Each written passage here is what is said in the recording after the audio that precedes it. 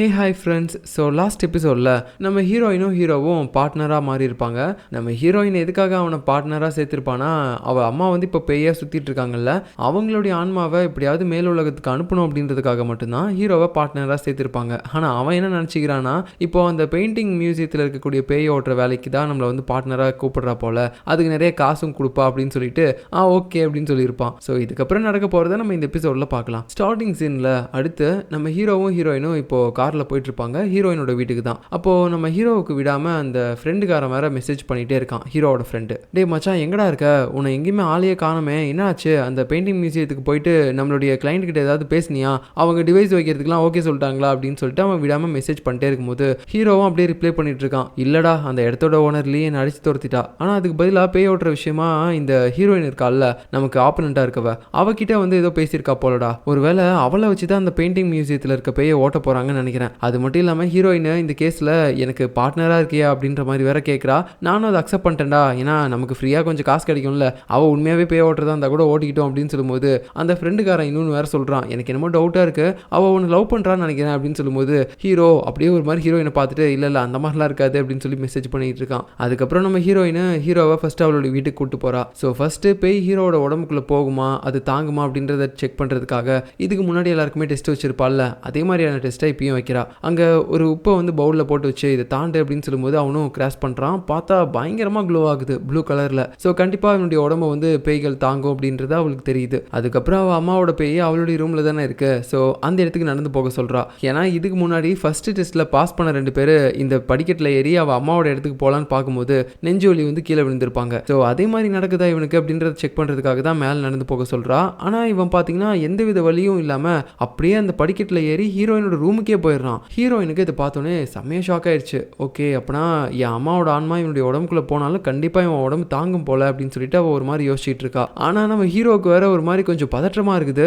எதுக்காக இவன் இந்த மாதிரி ரூமுக்கெலாம் வேற வர சொல்கிறா, அதுவும் இல்லாமல் யாரும் கூட வேற இல்லை, எனக்கு என்னமோ ஏதோ டவுட்டாக இருக்கு, ஒருவேளை என் ஃப்ரெண்டு சொன்ன மாதிரி இவள் லவ் தான் பண்ணுறாளா, பட் இருந்தாலும் அதுக்கு ஏன் தனியாக ரூமுக்கெலாம் கூப்பிடணும், ஒருவேளை தப்பாக ஏதாவது பண்ண பார்க்குறாளா அப்படின்னு சொல்லிட்டு அவன் கண்டதெல்லாம் போட்டு மைண்டில் யோசிச்சுட்டு இருக்கிறான். அதுக்கப்புறம் நம்ம ஹீரோயின் அந்த உப்பை வச்சு ஒரு மந்திர வளையம் உருவாக்குவாள். அந்த மாதிரி சின்னதாக ஒரு ரவுண்டு போடுறா. அதுக்குள்ளே நம்ம ஹீரோவையும் நிற்க சொல்லும்போது அவனும் என்ன பண்ணுறானே தெரியாத மாதிரி அவள் சொல்கிற எல்லாத்தையுமே கேட்குறான். அதுக்கப்புறம் அவன் அம்மாவோட ஃபோட்டோ அங்கே ஒன்று இருக்கும், அதையும் பார்த்துக்கிட்டு இருக்கான். இதான் அவன் அம்மாவா அப்படின்னு சொல்லிட்டு இருக்கும்போது ஆமாம், ஆனால் அவங்க இறந்துட்டாங்க அப்படின்னு சொல்லிட்டு இவன் அந்த இடத்துல ஒரு சாம்பிராணியை பற்ற வைக்கிறா. ஆக்சுவலாக இவளுடைய அம்மா பேய் வந்து பார்த்தீங்கன்னா இப்போ இந்த இடத்துல இல்லை, அவங்கள இங்கே வர வைக்கணும் அப்படின்னா இந்த மாதிரி சாம்பிராணியை பற்ற வச்சா மட்டும் தான் முடியும் போல்.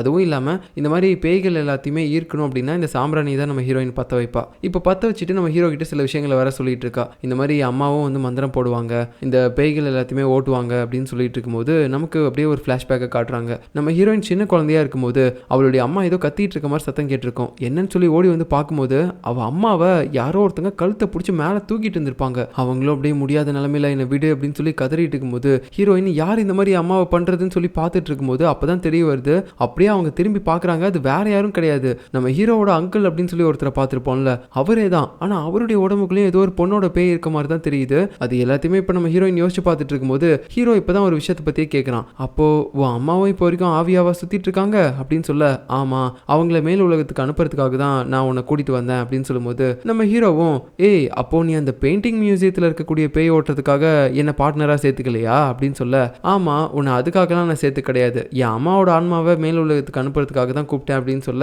ஹீரோ உடனே இல்லை என்னால் இதை பண்ண முடியாது அப்படின்னு சொல்ல டக்குன்னு நம்ம ஹீரோயினும் இங்கே பாரு நீ எவ்வளோ காசு கேட்டாலும் நான் கொடுக்குறேன், தயவு செஞ்சு நீ இதுக்கு ஒத்துக்கோ அப்படின்னு சொல்ல, அப்போனா ஒரு 20 லட்ச ரூபா கொடுக்கணும் அப்படின்னு சொல்ல ஹீரோயினும் சரி ஓகே நான் கொடுத்து தொலைகிறேன் அப்படின்னு சொல்லி ஒத்துக்கிறா. அது மட்டும் இல்லாமல் இப்போ ஃப்ளாஷ்பேக்கில் நம்ம ஹீரோயின் பார்த்ததை வச்சு பார்க்கும்போது நம்ம ஹீரோவுடைய அங்கிளுக்கும் ஹீரோயினோட அம்மாவுக்கும் ஏதோ ஒரு கனெக்ஷன் இருந்திருக்கு. ஆனால் அது என்னன்றது நமக்கு மட்டும் இல்லை இவங்களுக்கும் தெரியல. ஸோ இப்படி பேசிகிட்டு இருக்கும்போது நம்ம ஹீரோயினோட அம்மா பேயும் அந்த இடத்துக்கு வராங்க. வந்துட்டு அப்படியே இவன் ஒரு மாதிரி பார்த்துட்டே இருக்கும்போது கரெக்டாக இப்போ அந்த மந்திர வளையத்தை விட்டு நீ வெளியே போ அப்படின்னு சொல்லும்போது நம்ம ஹீரோவும் சரி அப்படின்னு சொல்லிட்டு இப்போ வெளியே போகிறான். போன உடனே பேயா இருக்கக்கூடிய நம்ம ஹீரோவோட அம்மாவும் இப்போ அப்படியே உடம்புக்குள்ளே போகிறாங்க. பட் முழுமையாக உடம்புக்குள்ளே போக முடியல, அப்படியே உள்ள வெளியே அப்படின்ற மாதிரி தான் இருக்காங்க. நம்ம ஹீரோவும் இந்த நேரத்தில் நெஞ்சு வலி வந்து ஒரு மாதிரி கதறிட்டு இருக்கிறான். அப்புறம் நம்ம ஹீரோவோட அம்மா பேய் அப்படியே அங்கேருந்து மறைஞ்சு போயிடுறாங்க. அதுக்கப்புறம் ஹீரோவும் மயக்கம் போட்டு கீழே விழுந்துடுறான். அவனை எழுப்புறதுக்காக ஹீரோயின் எவ்வளோ ட்ரை பண்ணிகிட்டே இருக்கா. அந்த நேரத்தில் அவன் ஒரு ஃப்ளாஷ்பேக்கை பற்றி யோசிச்சு பார்க்குறான். என்னன்னு பார்த்தா நம்ம ஹீரோயினுக்கு ஒரு ஃப்ளாஷ்பேக் ஞாபகம் இருக்குல்ல, அதே ஃப்ளாஷ்பேக்கை தான் இவனும் யோசிச்சு பார்க்குறான். ஆனால் என்ன ஒரு சின்ன டிஃப்ரென்ஸ் தான், இவனும் சின்ன பையனாக இருக்கும்போது அப்படியே ஒரு இடத்துக்குள்ளே ஓடி போகிறான், ஏதோ சத்தம் கேட்குது அப்படின்னு சொல்லிட்டு அந்த இடத்துல பார்த்தா இவன் அங்கிளை வந்து யாரோ கழுத்தை பிடிச்சி மேலே தூக்கிட்டு இருக்காங்க. அது வேற யாரும் இல்லை, ஹீரோயினோட அம்மா தான். நம்ம ஹீரோயினோட ஃபிளாஷ்பேக்கில் அவள் அம்மாவை இவனுடைய அங்கிள் வந்து கழுத்தை பிடிச்சி தூக்கிட்டு இருப்பாங்க. ஆனால் இப்போ இவனுக்கு வந்திருக்க இந்த கற்பனையில் இவனுடைய அங்கிளை ஹீரோயினோட அம்மா வந்து கழுத்தை பிடிச்சி மேலே தூக்கிட்டு இருக்காங்க. அப்புறம் அப்படியே இவனை ஒரு மாதிரி பார்த்து கத்துறாங்க. இவன் உடனே பார்த்தீங்கன்னா ஹீரோயினோட அம்மா ஃபேஸை வந்து நோட் பண்ணிக்கிறான். அதுக்கப்புறம் உடனே கற்பனையிலேருந்து வெளியே வந்துடுறான். அது மட்டும் இல்லாமல் இவனுக்கு இந்த இடத்துல ஒரு விஷயம் தெரிஞ்சிச்சு. இதுக்கு முன்னாடி அந்த ஃபோட்டோ ஃப்ரேமில் கூட ஹீரோயின் அம்மா ஃபோட்டோவை பார்த்துருப்பான்ல, இதான் உங்க அம்மாவா அப்படின்லாம் கூட கேட்டிருப்பான்ல. அதனாலேயே இவனுக்கு தெரிஞ்சிருச்சு இப்போ கற்பனையில் இவன் அங்கிளுடைய கழுத்தை பிடிச்சி மேலே தூக்கிட்டு இருந்தா அந்த லேடி வந்து ஹீரோயினோட அம்மா தான். ஆனால் அவங்க எதுக்காக என்னோட அங்கிள் கழுத்தை பிடிச்சி மேலே தூக்கணும் அப்படின்னு சொல்லிட்டு இவன் யோசிச்சுட்டு இருக்கான். ஆனால் இதை பற்றி எந்த விஷயத்தையும் அவன் இப்போ நம்ம ஹீரோயின் கிட்ட சொல்லலை. அது மட்டும் இல்லாமல் நம்ம ஹீரோயின் இப்போ என்ன நினச்சிக்கிறான்னா, இந்த மாதிரி இவன் தேவைப்பட மாட்டான் இதுக்கப்புறம் நமக்கு, ஏன்னா என் அம்மாவுடைய ஆன்மாவை இவனுடைய உடம்புக்குள்ள இவனால ஏற்றுக்க முடியல. ஸோ அப்போனா இவனும் வீக்கான ஒரு ஆள் தான், நான் இன்னும் ஸ்ட்ராங்கான ஒரு ஆளை தேடணும், என் அம்மாவோட ஆன்மாவை ஏற்றுக்கிற மாதிரி ஒரு ஆளை, அதனால இப்போ நீ இங்கிருந்து போகலாம் அப்படின்னு சொல்லிட்டு அவனுக்கு இன்னொரு ஸ்டோன் இருக்கக்கூடிய ஒரு செயினையும் கொடுக்குறா. அதாவது இந்த பேய்களால் எல்லாரோட உடம்புக்குள்ளேயும் போக முடியாது, மனுஷங்களோட உடம்புக்குள்ள. நம்ம ஹீரோ மாதிரி அதுக்கப்புறம் ஹீரோயினோட அசிஸ்டன்ட் இருக்கால, அவனை மாதிரியான சில ஸ்பெஷலான ஆட்களோட உடம்புக்குள்ள தான் இந்த பேய்கள் ஈஸியாக போயிடும் போல.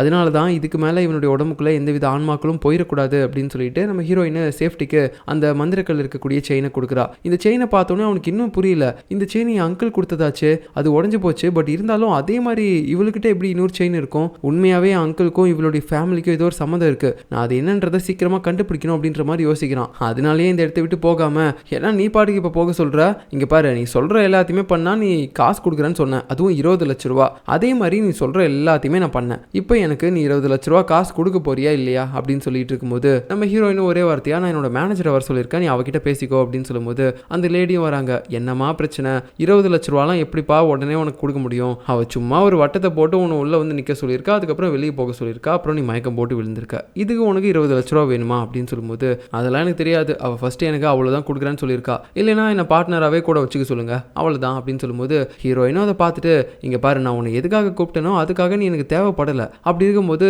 உன்னை மாதிரியான ஒரு ஃப்ராடெல்லாம் நான் எதுக்காக கூட வச்சுட்டு வேலை பார்க்கணும் அப்படின்னு சொல்லும்போது ஹீரோவுக்கு ஒரு மாதிரி கோவம் வருது, இது ஃப்ராடா அப்படின்னு சொல்லிட்டு, சரி நீங்கள் வந்து என்னை பார்ட்னராக வச்சுக்கலைன்னா கண்டிப்பாக நான் போலீஸில் போய் கேஸ் கொடுப்பேன், இந்த மாதிரி நீங்கள் என்ன ஏதோ பண்ணிட்டீங்க அப்படின்னு சொல்லிட்டு, அது உங்களுக்கு தேவையா அப்படின்னு சொல்லிட்டு அவன் பாட்டுக்கு போயிடுறான், நல்லா யோசிச்சு முடிவெடுங்க அப்படின்ட்டு. அவன் போனதுக்கு அப்புறமேட்டு அந்த மேனேஜர் லேடி இருக்கால, அவள் நம்ம ஹீரோயினை வந்து கன்வின்ஸ் பண்ணிட்டு இருக்கா, இந்த மாதிரி அவனை கூட வச்சுக்கலாம்லடி, உன் அம்மாவை வந்து மேல் உலகத்துக்கு அனுப்புறதுக்கு அவன் உனக்கு உதவலைனா கூட அவன் உன் கூட இருக்கும்போது உன்னுடைய டெம்பரேச்சர்லாம் ஏதோ குறையுது அப்படின்னு சொன்னல, அதான் நீ பேய் ஓட்டும் போது கூட வந்து உனக்கு நிறையா டெம்பரேச்சர் அதிகமாகுது அப்படின்னு சொன்னேன், அதை குறைக்கிறதுக்கு கண்டிப்பாக இவன் உனக்கு தேவைப்படுவான், அது மட்டும் இல்லாமல் உன்னோட அசிஸ்டண்ட்டும் காலில் அடிப்பட்டு இப்போ வரைக்கும் ஹாஸ்பிட்டலில் இருக்கான், ஸோ அது வரைக்கும் பேய் ஓட்டுறதுக்கு இவனை நீ அசிஸ்டண்ட்டாக யூஸ் பண்ணிக்கலாம்ல, இவனுடைய உடம்புக்குள்ளேயும் பேய்லாம் போயிட்டு வருது அப்படின்னு சொல்ல நம்ம ஹீரோயினும் யோசிச்சு பார்த்துட்டே இருக்கா, இருந்தாலும் இவனை மாதிரி ஃப்ராடெல்லாம் இப்படி கூட வச்சுக்கிறது அப்படின்னு சொல்லிட்டு. இப்போ அப்படியே கட் பண்ணால் அடுத்த நாள் காலையில் நம்ம ஹீரோயின் வந்து அக்செப்ட் பண்ணிக்கிட்டா போல இவனை ஒரு பார்ட்னராக வச்சுக்கிறதுக்கு. பட் இருந்தாலும் ஒரு சில டேர்ம்ஸ் அண்ட் கண்டிஷன்ஸ் எல்லாமே ஒரு டாக்குமெண்ட்டில் பிரிண்ட் பண்ணி கொடுக்குறாங்க. இது எல்லாத்துக்கும் ஓகேனா மட்டும் நீ வந்து எனக்கு பார்ட்னராக இருக்கணும் அப்படின்னு சொல்லும்போது அந்த டேர்ம்ஸ் அண்ட் கண்டிஷன்ஸ் எல்லாத்தையுமே ஹீரோ படித்து பார்க்குறான். இந்த மாதிரி கூடவே தான் இருக்கணும், வெளியே எங்கேயுமே போகக்கூடாது, அதுக்கப்புறம் குறிப்பாக வெர்ஜினாக இருக்கணும் அப்படின்னு சொல்லி போட்டிருக்கு. இதை படித்தோன்னே அவனுக்கு ஷாக் ஆயிடுச்சு, இது வெர்ஜினாக இருக்கணுமா, இதெல்லாம் எதுக்காக நீங்கள் ஆட் பண்ணுறீங்க, பின்ன நீ யாரோ ஒரு பொண்ணு கூட போயிட்டு ஏதோ தப்பாலாம் இருந்துட்டு வந்துட்டா அப்படின்னா பேய் உன்னோட உடம்புக்குள்ளே போகாது, பேய் உன் உடம்புக்குள்ளே போலினாலே நீ எனக்கு தேவைப்பட மாட்டேல்ல, ஒருவேளை நீ ஒரு பொண்ணு கூட தப்பாக இருந்துக்கிட்டு வந்ததுக்கு அப்புறம் கூட பேய் வந்து உன் உடம்புக்குள்ளே போகுது அப்படின்னா நீ அதுக்கப்புறம் செத்து போக கூட வாய்ப்பு இருக்குது அப்படின்னு சொல்ல ஹீரோவுக்கு பகீர்னு ஆயிடுது. இல்லை நான் வெர்ஜின் தான் அப்படின்னு சொல்லிடுறான். இதெல்லாம் படித்து பார்த்துட்டு நம்ம ஹீரோ ஓகே சொல்லிடுறான். பட் கடைசியில் அவன் ஃப்ரெண்டையும் வந்து கூட சேர்த்துக்கணும் அப்படின்னு சொல்லும்போது ஹீரோயின் அதுக்கு அக்செப்ட் பண்ணல. நீயே ஒரு உதவாக்கற, உன்னை கூட சேர்த்துக்கிட்டதே பெரிய விஷயம், இதில் அவனை வேற சேர்த்துக்கணுமா அப்படின்னு சொல்ல அதெல்லாம் முடியாது, என் ஃப்ரெண்டு என் கூட இருந்தால் மட்டும் தான் எனக்கும் கொஞ்சம் தைரியமாக இருக்கும்ல அப்படின்னு சொல்ல ஹீரோயினும் சரி வேற வழி இல்லை அப்படின்னு சொல்லிட்டு நம்ம ஹீரோவோட நேம் பக்கத்தில் +1 அப்படின்னு சொல்லி ஆட் பண்ணுறா. அதாவது 2 பேருக்கும் இந்த அக்ரிமெண்ட் அப்படின்னு சொல்லிட்டு அந்த ஃப்ரெண்டுக்காரனுடைய நேமை கூட கேட்டு போடல, அதுக்கு பதிலாக வெறும் +1ன்ற மாதிரி மட்டும் தான் போடுறா. அதுக்கப்புறம் சரின்னு சொல்லிட்டு இவங்க 2 பேரும் பார்த்தீங்கன்னா அந்த டாக்குமெண்ட்டில் சைன் பண்ணி கொடுத்துட்றாங்க. இப்போ அப்படியே நெக்ஸ்ட் நம்ம ஹீரோவானுடைய அசிஸ்டண்ட்டை என்ன பண்ணுறாங்கன்னா ஹீரோயினோட வீட்டு பக்கத்துலேயே ஒரு லாட்ஜை வந்து புக் பண்ணுறாங்க. மச்சான் சூப்பராக இருக்குல்ல, நல்லா இருக்குல்ல அப்படின்னு சொல்லி அந்த ஃப்ரெண்டுக்காரன் புகழ்ந்துக்கிட்டே வரும்போது ஹீரோவும் ஒரு மாதிரி பார்க்குறான். சரி ஏதோ பரவாயில்ல இப்போதைக்கு இருக்கிறதுக்கு எதுக்கு அப்படின்னு சொல்லிட்டு. அது மட்டும் இல்லாமல் அங்கே ஒரு பாட்டி இருப்பாங்க. அவங்க தான் இந்த லாட்ஜில் எல்லாருக்குமே வந்து சமைச்சு கொடுப்பாங்க போல. ஸோ இவங்க நம்ம எவ்வளோ கேட்டாலும் சமைச்சு கொடுப்பாங்கடா அப்படின்னு சொல்லிட்டு இருக்கும்போது அந்த பாட்டி இப்போ அப்படியே பார்த்தீங்கன்னா ஹீரோயினோட இடத்துக்கு வராங்க. ஆக்சுவலாக அவங்க தான் நம்ம ஹீரோயினுக்கும் சமைச்சு கொடுப்பாங்க போல. இப்போ நம்ம ஹீரோயினுக்கு வந்து கொஞ்சம் சாப்பாடும் கொடுப்பாங்க.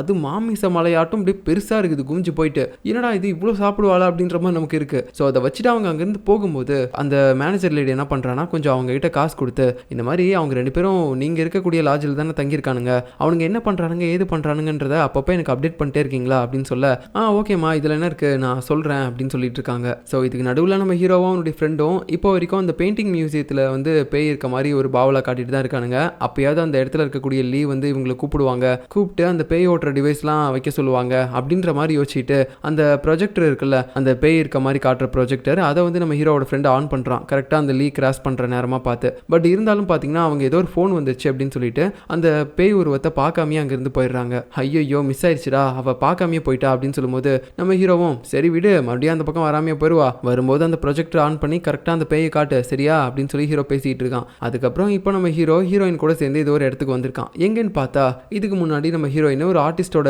பேயை ஃபாலோ பண்ணிட்டு போயிருந்திருப்பாள்ல, ஸோ அந்த ஆளோடைய இடத்துக்கு தான் வந்திருக்கா. நம்ம ஹீரோவுக்கு ஒன்றுமே புரியல, இப்போ எதுக்காக நம்ம இங்கே வந்திருக்கோம், இது யாரோட வீடு அப்படின்னு சொல்ல, உங்கள் அப்பாவோட வீடு, ஒழுங்கா உள்ள வாடா, நான் எங்கே போனாலும் என்னை ஃபாலோ பண்ணிட்டு வரது மட்டும்தான் உன் வேலை சரியா, எதுக்காக இங்கே வந்தோம், ஏன் என்ன பண்ண போற அப்படி இப்படின்ற கேள்விலாம் எதுவுமே நீ கேட்கக்கூடாது அப்படின்னு சொல்லிட்டு நம்ம ஹீரோயின் பார்த்தீங்கன்னா இப்போ அந்த ஆர்டிஸ்டோட வீட்டுக்குள்ளே வரும்போது அங்கே அந்த ஆர்டிஸ்டோட ஆன்மா எங்கெல்லாம் போயிட்டு வந்திருக்கு அப்படின்ற விஷயம் எல்லாமே நம்ம ஹீரோயினுக்கு தெரிய ஆரம்பிக்குது. அதுக்கப்புறம் அந்த ஆர்டிஸ்டோட பேயை இங்கே வர வைக்கணும் அப்படின்றதுக்காக நம்ம ஹீரோயின் வழக்கம் போல சாம்பிராணி எல்லாத்தையுமே பற்ற வச்சுட்டு இருப்பா. அப்போ திடீர்னு அங்கே இருக்கக்கூடிய லைட்லாம் ஒரு மாதிரி விட்டு விட்டு ஃப்ளிக்கர் ஆகுது. ஸோ அது மூலமாகவே ஹீரோயினுக்கு தெரிஞ்சிச்சு அந்த ஆர்டிஸ்டோட ஆன்மா இங்கே வந்துட்டு இருக்குது அப்படின்னு சொல்லிட்டு. அதுக்கப்புறம் அவளுடைய பாடியும் வேற பயங்கரமாக சில்லுன்னு ஆயிடுச்சு. ஓகே வந்துட்டான் எங்கே இருக்கான் அப்படின்னு சொல்லி சுற்றி முற்றியும் அந்த கன்னை வச்சு பார்க்கும்போது அந்த இடத்துல பார்த்தீங்கன்னா அந்த ஆர்டிஸ்டோட பேய் ஒரு மாதிரி ஓடிக்கிட்டே இருக்குது. ஹீரோயின் அதை பார்த்துட்டு இந்த தடவை உன்னை விட மாட்டேன் அப்படின்னு சொல்லி அந்த கன்னை வச்சே பார்த்தீங்கன்னா ஒரு மாதிரி ஷூட் பண்ணிட்டே இருக்கா. அவனை தடுத்து நிறுத்தணும் ஒரு மந்திர வளையத்தை ஏற்படுத்தி அப்படின்னு சொல்லிட்டு கடைசியில் பார்த்தீங்கன்னா ஒரு இடத்துல அந்த மந்திர வளையத்தையும் ஏற்படுத்திடுறா. ஆனால் அவளுடைய உடம்பு ரொம்ப வீக் ஆயிடுச்சு, அதாவது ரொம்ப கூலிங் ஆயிடுச்சு, அப்படியே மூச்சு கூட விட முடியாமல் அப்படியே ஒரு மாதிரி டயர்டாக பார்த்துட்டு இருக்கா.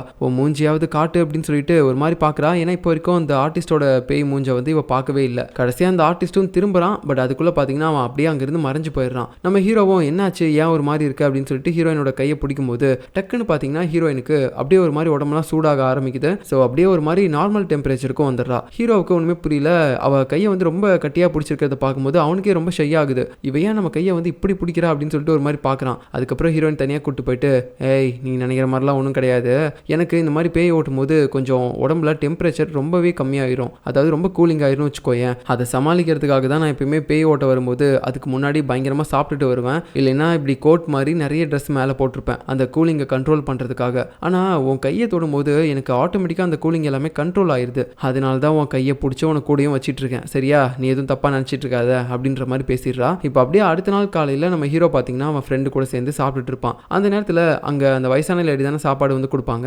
அவங்க கிட்ட வந்து சொல்கிறானா இது ஆர்டர் பண்ணலையே அப்படின்னு சொல்ல, தம்பி இதான் இருக்குது சாப்பிட்டா சாப்பிடாடி போ அப்படின்னு சொல்லிட்டு ஒரு மாதிரி பேசிட்டு போயிடுறாங்க. அதுக்கப்புறம் இந்த ஃப்ரெண்டுக்காரன் ஒரு சில விஷயங்கள்லாம் கேதர் பண்ணியிருப்பான் போல அந்த பெயிண்டிங் மியூசியத்தை பற்றி. அது எல்லாத்தையுமே இப்போ நம்ம ஹீரோ கிட்ட சொல்லிட்டு இருக்கான். அது என்னன்னா நைட் ஆனால் அந்த பெயிண்டிங் மியூசியம் இருக்குல்ல, அதில் வந்துட்டு யாரோ ஒருத்தங்க சிசிடிவி கேமராவை குறிப்பிட்ட சில டைமுக்கு மட்டும் ஆஃப் பண்ணி வைக்கிறாங்க, அதை டெய்லியுமே பண்ணுறாங்க. யாருன்னு சொல்லி விசாரிச்சு பார்த்ததுல அந்த இடத்துடைய ஓனர் அந்த லீ இருக்காங்கல்ல பணக்கார லேடி, அவங்க தான் அதை பண்ணுறாங்க. ஸோ இவங்களுடைய இடத்துக்கு வரதுக்கு இவங்களே ஏன் திருட்டுத்தனமாக சிசிடிவி கேமராலாம் ஆஃப் பண்ணிட்டு வரணும், ஏதோ ஒன்று சந்தேகமாக இருக்குல்ல, அது என்னன்னு நம்ம கண்டுபிடிக்கணும் அப்படின்னு சொல்லி 2 பேரும் பேசுகிறாங்க. அது மட்டும் இல்லாமல் ஹீரோயினை பற்றியும் நம்ம ஹீரோ அவன் ஃப்ரெண்டு கிட்ட விசாரிக்க சொல்லியிருப்பான். விசாரிச்சு பார்த்ததுல ஹீரோயினை பற்றி அவ்வளோவா இந்த டீட்டெயில்ஸுமே இவனுக்கு கிடைக்கல. அவள் அம்மா வந்து அவளை மாதிரியே பேய் ஓட்டுற வேலையை பார்த்துருக்காங்க, அதை பண்ணிட்டு இருக்கும் போதே நடுவில் அவங்க இறந்து போனதா சொல்கிறாங்க. இதை தவிர எனக்கு வேறு எந்த டீட்டெயில்ஸும் அவளை பற்றி கிடைக்கல. ஆமாம் நீ எதுக்காக ஃபஸ்ட்டு அவள் கூட வேலை பார்க்குறதுல இவ்வளோ ஆர்வமாக இருக்க, என்ன விஷயம் அப்படின்னு சொல்லும்போது, டேய் ஒன்றும் இல்லைடா எனக்கு ஒரு கற்பனை வந்துச்சு, அதில் அவள் அம்மா தான் வந்து என்னுடைய அங்கிளோட கழுத்தை பிடிச்சி மேலே அப்படியே ஒரு மாதிரி தூக்கிட்டு இருந்த மாதிரிலாம் தெரிஞ்சிச்சு. ஸோ அதை வச்சு பார்த்தா அவள் அம்மாவுக்கும் என் அங்கிளுக்கும் ஏதோ ஒரு சம்மந்தம் இருக்குன்னு தானே அர்த்தம், அது என்னன்றதை நான் கண்டுபிடிக்கணும், அதனால தான் இப்போ அவள் கூட சுற்றிட்டு இருக்கிறேன். சரிடா இப்படி அவள் கூட சும்மா சுற்றிட்டு இருக்கிறதுனால மட்டும் உன் அங்கிள் இறந்து போனதுக்கான ரீசன் எப்படி உனக்கு தெரிய வரும் அப்படின்னு சொல்லும்போது அப்போ தான் நம்ம ஹீரோவுக்கு ஒரு விஷயமே ஞாபகம் வருது. என்னன்னா நம்ம ஹீரோவுக்கு இந்த கற்பனையெல்லாம் வர்றதுக்கு முன்னாடி ஹீரோயின் பார்த்தீங்கன்னா அந்த சாம்பிராணியை பற்ற வச்சிருப்பாள்ல, அவள் வந்து அதை பற்ற வச்சதுக்கு காரணம் அவள் அம்மாவோட ஆன்மா அங்கே வரணும் அப்படின்றதுக்காக தான். ஆனால் இவன் என்ன நினச்சிக்கிறான்னா அந்த சாம்பிராணியை அவள் பற்ற வச்சு அதோட ஸ்மெல்லை நான் இழுத்ததுக்கு அப்புறமேட்டு தாண்டா எனக்கு அந்த கற்பனைலாம் வந்துச்சு, ஒருவேளை அந்த சாம்பிராணி எனக்கு கிடைச்சி நான் அதை பற்ற வச்சேன்னா எனக்கு இந்த மாதிரியான கற்பனை இன்னும் ஃபுல்லாக தெரியும்ல, அது மூலமாக என் அங்கிள் இறந்து போனதுக்கான காரணமும் எனக்கு தெரிய வரும்ல. ஸோ நம்ம வந்து எப்படியாவது அந்த சாம்பிராணியை அவள் வீட்டிலேருந்து எடுக்கணும் அப்படின்னு சொல்லிட்டு நம்ம ஹீரோயின் ஃபஸ்ட்டு வெளியே போகிறதுக்காக வெயிட் பண்ணுறாங்க.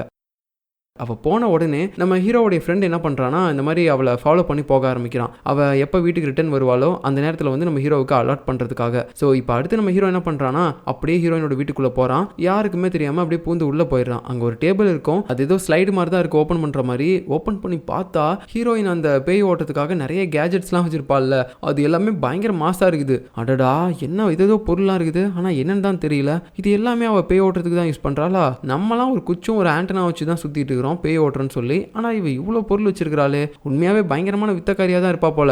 என்னை விட இவளுக்கு எக்ஸ்பீரியன்ஸ் இதில் அதிகம் அப்படின்னு சொல்லிட்டு இருக்கான். அதாவது ஏமாத்துறதுல தான் ஹீரோயினுக்கு வந்து அனுபவம் அதிகம் அப்படின்ற மாதிரி யோசிக்கிறானே தவிர உண்மையாகவே அவள் பேய் ஓட்டுவா அப்படின்றது அவனுக்கு புரியவே மாட்டேங்குது. ஸோ இப்படி அவன் வந்துட்டு அந்த சாம்பிராணி எங்கே இருக்குது அப்படின்னு சொல்லிட்டு எல்லா இடத்துலையுமே நம்ம ஹீரோயினோட திங்ஸை தேடி அலைஞ்சிட்டு இருக்கும்போது இந்த பக்கம் நம்ம ஹீரோயின் திங்ஸ்லாம் பர்ச்சேஸ் பண்ணிட்டு மறுபடியும் ரிட்டன் வீட்டுக்கு கிளம்பிட்டு இருப்பாளா. அப்போது இதை வந்து அந்த ஃப்ரெண்டுக்காரன் பார்த்துட்டு உடனே நம்ம ஹீரோவுக்கு கால் பண்ணுறான், அவன் அலர்ட் பண்ணணும் அப்படின்னு சொல்லிட்டு. ஆனால் அவன் ஃபோன் வேறு சுவிச் ஆஃப் ஆயிடுச்சு போல. ஐயோ இப்போ என்ன பண்ணி தொலைகிறது அப்படின்னு சொல்லிட்டு ஒரு மாதிரி புரியாமல் முடிச்சிட்டு இருப்பான். இந்த பக்கம் நம்ம ஹீரோயினோட ரூமில் இருக்கக்கூடிய திங்ஸ் எல்லாத்தையுமே பார்த்துட்டு இருப்பா. அவள் அம்மாவோட ஃபோட்டோ அப்புறம் மற்ற விஷயங்கள்லாம் பார்த்துட்டே இருக்கும்போது நம்ம ஹீரோயின் வேற பார்த்தீங்கன்னா வீட்டு பக்கத்தில் வந்துடுறா. இந்த பக்கம் நம்ம ஹீரோவோட ஃப்ரெண்டு வேற என்ன பண்ணுறதுனே தெரியாமல் அப்படியே ஹீரோயினே ஃபாலோ பண்ணிட்டு வந்துட்டு இருப்பான். இந்த பக்கம் நம்ம ஹீரோ அந்த சாம்பிராணி தேடிட்டே இருக்கும்போது கடைசியில் பார்த்தீங்கன்னா அதை கண்டும் பிடிச்சிடுறான். அதை எடுத்து பேக்கில் போட்டுட்டு இருக்கும்போது பின்னாடி ஏதோ சத்தம் கேட்குது. பார்த்தா அங்கே நம்ம ஹீரோயினோட ஷூ எல்லாமே பார்த்தீங்கன்னா கீழே விழுந்து கிடக்குது. ஸோ இதுக்கு காரணம் நம்ம ஹீரோவுடைய அம்மா பேய் தான். பட் இருந்தாலும் அவங்களால இப்போ இவனுடைய உடம்புக்குள்ளே போக முடியாது. ஏன்னா அந்த மந்திரக்கல் இருக்கக்கூடிய செயினை இவன் போட்டிருக்கான். அவன் அப்படியே தூரத்துலேருந்து ஒரு மாதிரி முறைச்சு மட்டும் தான் பார்த்துட்டே இருப்பாங்க. அதுக்கப்புறம் நம்ம ஹீரோ அந்த செருப்புலாம் எடுத்து வச்சுட்டு இருப்பானா, கரெக்டாக ஹீரோயின் வேற உள்ள வந்துடுறா. ஐயோ இவ வந்துட்டா போலையே அப்படின்னு சொல்லிட்டு ஹீரோவும் பார்த்தீங்கன்னா அவன் கண்ணில் படாத மாதிரி ஒரு இடத்துல ஓடி போய் ஒளிஞ்சிக்கிறான். அப்புறம் அவன் ஃப்ரெண்டு அடிச்சு பிடிச்சி உள்ள வரான். ஐயோ நம்ம ஆள் மாட்டிக்கிட்டானோ அப்படின்ட்டு. பட் நம்ம ஹீரோ இங்கே ஒளிஞ்சிட்டான் போல. இருந்தாலும் ஹீரோயின் இவனை பார்த்துட்டு நீ எதுக்காகடா இங்கே வந்திருக்க அப்படின் போது ஒன்றும் இல்லை, ஹீரோவை காலையிலேருந்து தேடிட்டே இருந்தான், அவன் எங்கேயும் ஆளை காணோம், அதான் இங்கே வந்திருப்பானோ அப்படின்னு சொல்லிட்டு தேடி வந்தேன் அப்படின்னு சொல்ல அவன் இங்கெல்லாம் வரல போ அப்படின்னு சொல்லிட்டு ஹீரோயின் மேலே போகும்போது கரெக்டாக நம்ம ஹீரோ பார்த்தீங்கன்னா ஹீரோயினோட ரூம்ல இருந்து அப்படியே ஜன்னல் வழியாக கீழே குதிச்சிருப்பான் போல. அப்போ டம்முன்னு ஒரு மாதிரி சவுண்ட் கேட்குது, தரையில் விழுந்த சவுண்டு. ஹீரோயினும் என்ன இது ஏதோ கீழே விழுந்த மாதிரி சவுண்ட் கேட்குது அப்படின்னு சொல்லிட்டு வெளியே போய் பார்க்கலான்னு பார்க்கும்போது இந்த ஃப்ரெண்டுக்காரனுக்கு தெரிஞ்சிச்சு அது ஹீரோ தான் அப்படின்னு சொல்லிட்டு. பட் இருந்தாலும் ஹீரோயின் இப்போ வெளியே போய் பார்த்தா அவனை கண்டுபிடிச்சிடக்கூடாதுன்ட்டு ஏய் எனக்கு உன்னை பிடிச்சிருக்கு, ஐ லவ் யூ அப்படின்னு சொல்ல, எதை நீ என்ன லவ் பண்ணுறியா? ஆமாம் எனக்கு உன்னை பார்க்கும்போதே ரொம்ப பிடிச்சிருச்சு, அதனால நான் உன்னை லவ் பண்ணுறேன் அப்படின்னு சொல்லிட்டே இருக்கும்போது ஏய் ஒழுங்காக ஓடிடு, என்னை இந்த மாதிரி விருப்பத்துற வேலையெல்லாம் வச்சுக்காத, எனக்கு இதெல்லாம் சுத்தமாக இன்ட்ரெஸ்டே இல்லை, ஓடுறா அப்படின்னு சொல்லிட்டு ஒரு மாதிரி திட்டுறா. இவனுக்கு நான் சுருன்னு காண்டாகுது, மனசுக்குள்ளேயே திட்டிட்டு இருக்கான் ஹீரோயினை. எனக்கு மட்டும் உங்ககிட்ட இப்படிலாம் பேசணும்னு விருப்பமாடி, எனக்கு ஆல்ரெடி கேர்ள் ஃப்ரெண்ட் இருக்கு, இருந்தாலும் அந்த பைத்தியக்காரன் நாய் தப்பிச்சு போகிறதுக்காக தான் இந்த மாதிரிலாம் பேசிட்டு இருக்கிறேன் அப்படின்னு சொல்லிட்டு பல்ல கடிச்சிட்டு அங்கேருந்து வெளியே ஓடி வந்துடுறான். அதுக்கப்புறம் நம்ம ஹீரோவும் அவன் ஃப்ரெண்டும் காரில் மீட் பண்ணுறாங்க. வந்த உடனே டேய் நீ போன காரியத்தை கரெக்டாக பண்ணிட்டல்ல, அந்த சாம்பிராணி கிடச்சிச்சு இல்லடா, உன்னை காப்பாற்றுறதுக்காக நான் அவகிட்ட பயங்கரமாக கேவலப்பட்டுட்டு வந்திருக்கேன்டா, வேஸ்ட் பண்ணிடாத அப்படின்னு சொல்லும்போது டேய் நான் எடுத்துகிட்டு வந்துட்டேன்டா, ஒரு காரியத்தில் இறங்கணும்னா கச்சிதமாக முடிப்பான்ல அப்படின்னு சொல்லிட்டு அந்த சாம்பிராணியை தான் குடுவையோடு எடுத்துகிட்டு வந்திருப்பான். அது ஒரு குடுவையில் வச்சு தானே ஹீரோயின் பற்ற வைப்பா. இப்போ அதை எப்படியே எடுத்து கொடுக்கும்போது அங்கே சின்னதாக ஒரு பூசணிக்காய் தான் இருக்குது. டேய் இதையாடா எடுத்துகிட்டு வந்த, உனக்கு கண்ணு இருக்காடா, அந்த சாம்பிராணி குடுவைக்கும் இதுக்கும் உனக்கு டிஃப்ரென்ஸ் தெரியல அப்படின்னு சொல்லும்போது டி நான் சத்தியமாக சாம்பிராணி குடுவை தான் எடுத்துகிட்டு வந்தேன், ஆனால் எப்படி மாறிச்சுனே தெரியல அப்படின்னு சொல்லும்போது அப்போ தான் நமக்கு தெரிய வருது ஹீரோயினோட அம்மா பேயா அங்கேருந்து அவனை பார்த்துட்டு இருந்திருப்பாங்கல்ல. ஸோ அந்த நேரத்தில் தான் இந்த மாதிரி அவன் சாம்பிராணியை குடுவையோடு சேர்த்து எடுக்க போகிறான் அப்படின்னு தெரிஞ்சுக்கிட்டு அங்கே அவங்களுடைய பவரை யூஸ் பண்ணி இந்த மாதிரி இவனுக்கு வந்து கற்பனை இல்லை, அந்த பூசணிக்காவை தான் இவனுக்கு சாம்பிராணி குடுவை மாதிரி காட்டியிருக்காங்க போல, அதனால தான் இவனு மாற்றி அதை எடுத்துகிட்டு வந்திருக்கான். ஸோ என்ன எப்படி இதாச்சு அப்படின்னு சொல்லிட்டு புரியாமல் ரெண்டு பேரும் முடிச்சுட்டு இருக்கும்போது இன்னொரு பக்கம் நம்ம ஹீரோயின் பார்த்தீங்கன்னா அந்த ஒரு ஆர்டிஸ்ட் இறந்து போய் பேயா சுற்றிட்டு இருக்கிறான்ல, அவனுடைய போஸ்ட்மார்ட்டம் ரிப்போர்ட்டை ஒரு போலீஸ் கிட்ட கேட்டு தெரிஞ்சுக்கிறாங்க. ஸோ அந்த லேடியும் வந்துட்டு ப்ரொஜெக்டர்லாம் போட்டு இறந்து போன அந்த ஆர்டிஸ்டோடைய ஃபோட்டோலாம் காட்டி எல்லாத்தையுமே எக்ஸ்பிளைன் பண்ணுறாங்க அவன் எப்படி இறந்து போயிருக்கான் அப்படின்னு சொல்லிட்டு. ஸோ அவனுடைய மண்டையில் தான் யாரோ ஒருத்தங்க பலமாக அடிச்சிருக்காங்க, அதனால தான் அவன் இறந்து போயிருக்கான். பட் இருந்தாலும் அவன் சாகிறதுக்கு முன்னாடியே அவனுக்கு ஸ்டேஜ் 4 கேன்சர் வேற இருந்திருக்கு, அது மூலமாகவும் அவன் சீக்கிரமாக இறந்து போயிருக்கலாம். பட் இருந்தாலும் பின்னந்தலையில் அடிபட்டு அவன் இறந்து போயிருக்கான் அப்படின்னா கண்டிப்பாக இது வந்து ஒரு கொலையாக தான் இருக்கும், தற்கொலையாக இருக்கிறதுக்கு கூட வாய்ப்பு இல்லை அப்படின்னு சொல்லிட்டு அந்த லேடி எல்லா விஷயத்தையுமே நம்ம ஹீரோயின்ட்ட சொல்கிறாங்க. சரி அப்போ அவன் பேர் என்ன அப்படின்னு கேட்கும்போது அவன் பேர் கிம் அப்படின்றதையும் சொல்கிறாங்க. ஸோ இப்போ உடனே நம்ம ஹீரோவோட ஃப்ரெண்ட் என்ன பண்ணுறான்னு பார்த்தீங்கன்னா அவன் ஒரு பெரிய ஹேக்கராக இருப்பான் போல. ஸோ அப்படியே அங்கே கம்ப்யூட்டர்லாம் வந்துட்டு ஒரு மாதிரி டைப் பண்ணிட்டு இருக்கான். ஒரே நிமிஷம் இருங்க, அவனை பற்றின டீட்டெயில்ஸ்லாம் நான் உங்களுக்கு எடுத்து கொடுக்குறேன் அப்படின்னு சொல்லிட்டு இருக்கும்போது ஹீரோயின் அதெல்லாம் ஒன்றும் தேவையில்லை, இது என்னோட கேஸ், நானே பார்த்துக்கிறேன் அப்படின்னு சொல்லிட்டு அவள் பாட்டுக்கு அங்கேருந்து போயிடுறா. அப்போ நம்ம ஹீரோவும் அவளை ஃபாலோ பண்ணிட்டே வந்துட்டு இருப்பான். நம்ம ஹீரோயின் இப்போ எங்கே போகிறா அப்படின்னு பார்த்தீங்கன்னா அந்த பெயிண்டிங் மியூசியத்துக்கு தான். ஏன்னா அந்த ஆர்டிஸ்ட் போய் இந்த இடத்துக்கு தானே வந்திருப்பான் ஃபர்ஸ்ட்டு. ஸோ அதனால தான் இப்போ இந்த இடத்துக்கு வந்து ஒரு மாதிரி உத்து பார்த்துக்கிட்டே இருக்கும்போது ஹீரோவும் இந்த இடத்துக்கு வந்துடுறான். ஆமாம், அந்த ஆர்டிஸ்ட் அவன் வீட்டில் தானே இருந்தான். அப்படி இருக்கும்போது நீ எதுக்காக இந்த பெயிண்டிங் மியூசியத்துக்கு வந்த, இங்கே வேற ஒரு பேய் தானே இருக்குது அப்படின்னு சொல்ல ஹீரோயின் அப்போ தான் அவங்ககிட்ட ஒரு உண்மையாகவே சொல்கிறா. இந்த மாதிரி அந்த ஆர்டிஸ்ட் பேய் இருக்கான்ல, அவன் தான் இந்த பெயிண்டிங் மியூசியத்தில் இருக்கான், ரெண்டுமே ஒரே பேய் தான் அப்படின்னு சொல்ல, ஓ அப்படியா அப்படின்னு சொல்லிட்டு ஹீரோ சுற்றி பார்க்கும்போது அங்கே ஒரு பெயிண்டிங் இருக்குது. ஸோ அதை வந்து நம்ம ஹீரோவும் ஊற்று பார்த்துட்டே இருக்கான். இந்த வியூவை நான் எங்கேயோ பார்த்துருக்கேனே அப்படின்னு அவன் சொல்லிகிட்டே இருக்கும்போது தான் அவனுக்கு ஞாபகம் வருது, அந்த செத்து போன ஆர்டிஸ்ட் இருக்கான்ல, அவன் வீட்டில் இருந்து பார்த்தா இந்த மாதிரி தான் ஒரு வியூ தெரியும் மெத்தையிலேருந்து பார்த்தா. ஸோ அதே மாதிரி வியூ இருக்க மாதிரி இந்த டிராயிங்கை வரைஞ்சிருக்காங்க.